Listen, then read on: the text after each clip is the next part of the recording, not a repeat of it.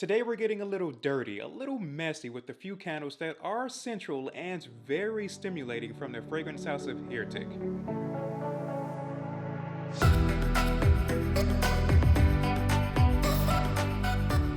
Hey, what's up? I'm Rekeema. Welcome to Detailed Dream, where the primary focus is to expose you to the expansive world of luxury goods for yourself and your home. I'm going to start this by saying Heretic is one of the most non-conforming brands when it comes to their fragrances and candles. I mean, the meaning of Heretic is someone who does not conform to the opinions or the ideas of the masses. I guess we all have a little Heretic in us, and this is what initially got my attention about the brand. You all know I love a brand that stands out from the rest. I look for something different and unique when it comes to adding brands to my collection, whether it be the scents, the vessels, or the brand identity of why or how a certain brand was created. I really get excited when I come across a brand that stands out from the rest. You know when you get that gut feeling of knowing you found something you know you will love? That's the feeling I'm talking about. I mean, it doesn't work that way all the time. I wish I did, but Heretic is what I like to call the cleanest, dirtiest candles in my collection. And what exactly do I mean by that? Well, the perfumer and founder Douglas Little wanted to create a brand to reveal the provocative side of natural materials, but with a twist. He believes nature is sensual, and if you think about it, nature is a living and breathing thing. He explores the unpolished versions of different flowers and plants, hence the dirtiness of the scents.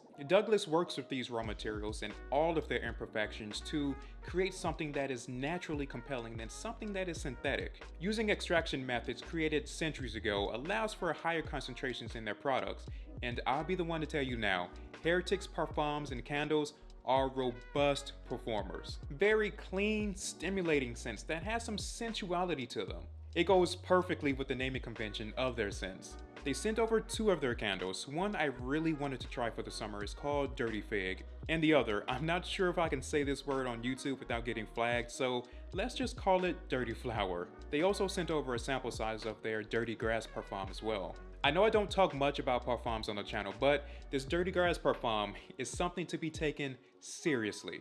On the initial contact of my skin, it's a potent scent of fresh, green earthiness, much like fresh cut grass. And on the dry down, it turns into this addicting, calming green scent that lasts for up to 5 hours on my skin. I would recommend it as a daytime scent though. The vibrancy you get from it may be a little too much for the evening hours. I love how natural these scents are. You definitely don't get that synthetic smell that can sometimes be overwhelming. Their candles are also made of 100% soy wax, by the way. On top of the other natural ingredients, it's a huge plus. Dirty Fig is definitely on par with Le Labo Performance, who also uses 100% soy wax. My favorite of these two candles would absolutely have to be Dirty Fig. If I were to sum this scent up in 3 words, it would be colorful, earthy, and robust. This is for the person who wants to be dedicated to a dynamic green scent. Like I said, it's colorful, earthy, and robust. You're really getting a candle that is bursting with a green potency. It's like having a greenhouse inside of a candle. Let's unpack this scent. On the top notes, you're introduced to the powerful, refreshing smell of tomato leaves. I personally feel this is the lifeline of the scent. For me, it's very prominent from the cold throw and intensifies as the candle burns. You'll also get hints of bitter citrus from grapefruit and bergamot. The heart of this candle stems from the name. Delicious Fig complements the tomato leaves beautifully, blended to create an enticing burn. You'll also get slight whiffs of damask rose and black currants. These aren't prominent notes as the tomato and fig are so strong in this. This scent is rounded off with a very earthy sandalwood note in the base with a slight hint of raspberry. The burning experience almost creates the smell as if there is really a tomato vine mixed with the fig tree coming up from the earth. It's really invigorating in a way. My personal opinion, I would say Dirty Fig is comprised of about 40% tomato leaves, 30% fig, 20% sandalwood, and 10% of the remaining notes. I think the large mix of tomato and fig really helps with the performance. On cold, you can smell the scent emitting from the box. It throws great for a candle of your standard 10.5 ounce size. It's especially a fantastic performer from the hot throw. Sometimes a candle will carry a different scent when it's cold or hot. The scent you get from Dirty Fig, however, when it's on cold, is just amplified 10 notches when it's burning. I have a large open concept space and can smell the scent from the furthest point of the space. Impressive for a candle of this size. Again, I'm sure it's from the powerful mix of tomato and fig. This will perform exceptionally well in a medium to large size room.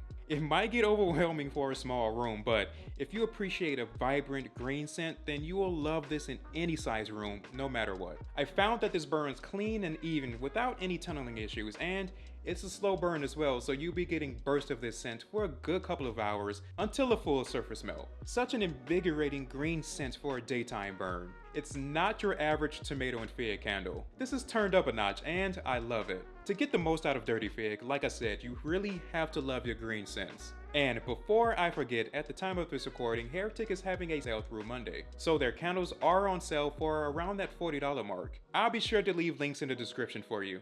Now with Dirty Flower, as we're calling it, as the name implies, this is a sensual scent packed full of florals. I guess you can say this scent is almost like an aphrodisiac. Did you know oysters are an aphrodisiac?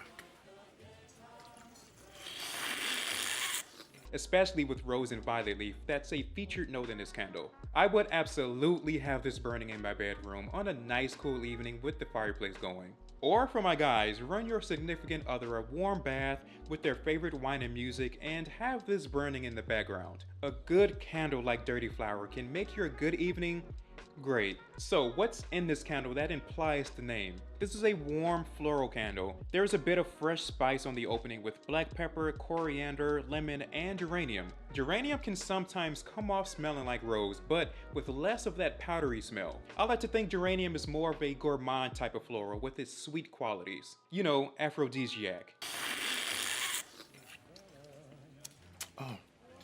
Most of the florals lies in the heart notes. I love a good white flower like orange blossom. It's not overdone in this scent, which I appreciate. Sometimes the white flowers are eye-watering, but it's very pleasant in this. That's followed up by violet leaf and rose, of course. You cannot have a seductive candle without rose. I personally feel rose gets a bad rep in today's fragrances. Yes, I can agree, it is overdone sometimes, but when it's in a good mix of notes that can truly bring out its characteristics in a good way, it can be a really beautiful note in my opinion.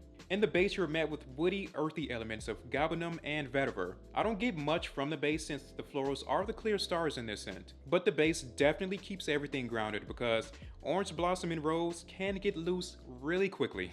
Now, the performance is something I wish was a little stronger compared to Dirty Fig. Don't get me wrong, it performs great in a small to medium sized room. I guess Dirty Fig set the bar too high. The spice you get from the top notes makes this a perfect bedroom scent for me anyways. I wouldn't have this in my main living area. It's warm with relaxing florals. Most floral candles are only good for burning during the daytime, but I like to have this burning during the evenings until the night hours. Hence the name, right? This is a clean burning candle. I would say come to life after about the first hour or so of burning. I haven't had any tunneling issues with this one either. And since this is a slow burn subtle scent, I find that to be a huge plus because you really want to enjoy this scent and the experience it can bring the mood to your space for as long as possible while relaxing, reading a book, meditating, or winding down before sleep. This is definitely a candle worth picking up if you prefer your floral scents on the more subtle side. Let me know your thoughts on Heretic's candles below, especially the Goop collab candles.